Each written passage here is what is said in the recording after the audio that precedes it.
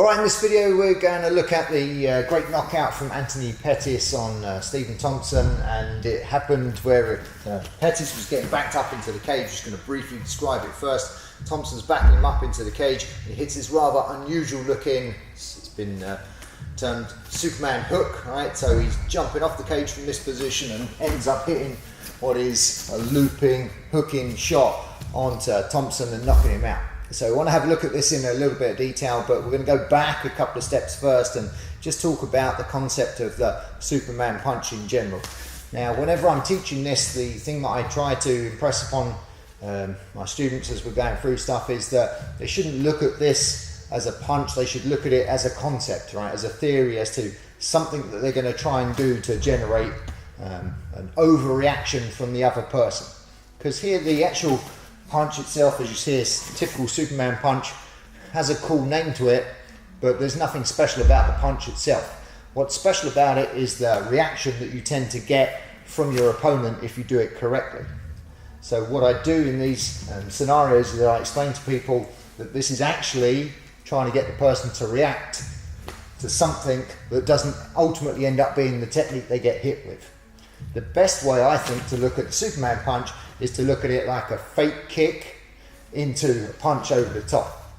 So if I'm really trying to get a Superman punch going, what I'm trying to do is get the person to read my right knee coming up and believe that there's a kick coming. And so from here, their focus is drawn down onto the kick, and ultimately the punch comes in straight over the top. Now what happens here is this knee comes up, and as I go to punch, it shifts back and the hand comes out, and you end up getting this nice straight punch, usually onto the person. But the concept is the thing that's important. Again, from here, I want my opponent to read this twitch on the leg.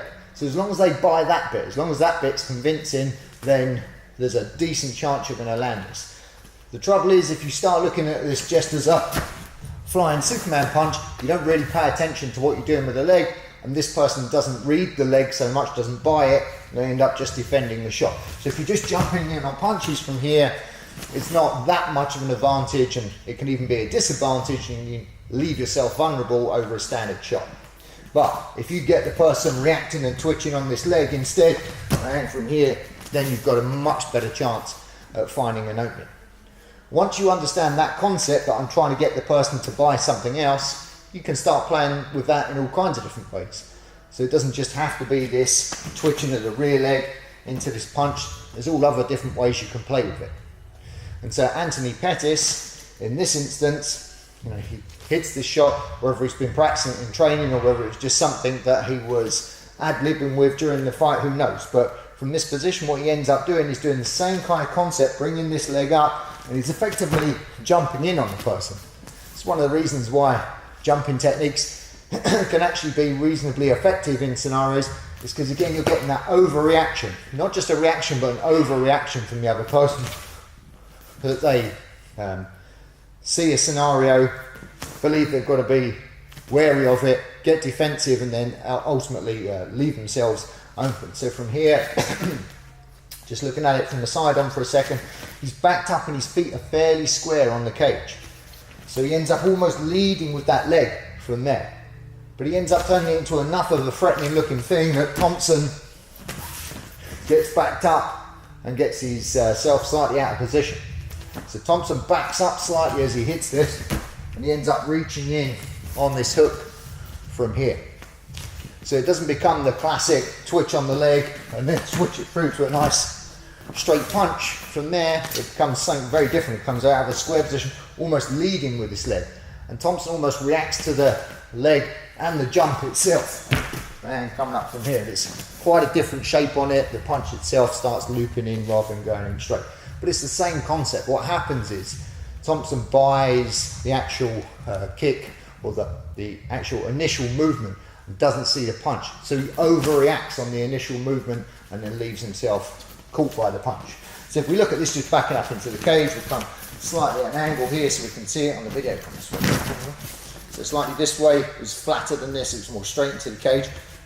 But Pettis is getting backed up, he ends up with almost both feet against the cage, like this, and then the same side that he's punching off leg, so in the same way you would do a classic Superman punch, comes out, but it drives up kind of ahead of where it normally would be.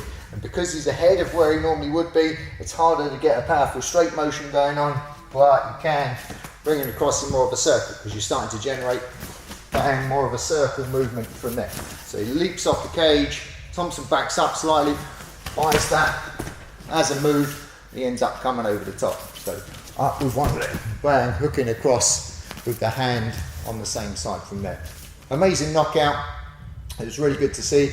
Good to see people playing with those concepts a little bit and not just doing that classic lift the leg and go for the straight punch all the time. And there's other ways we can play with it as well. We'll probably do an additional video at some point talking about other concepts that are similar to that, where you can fake with one thing, particularly in terms of jumping style pieces like this, and then actually land something else.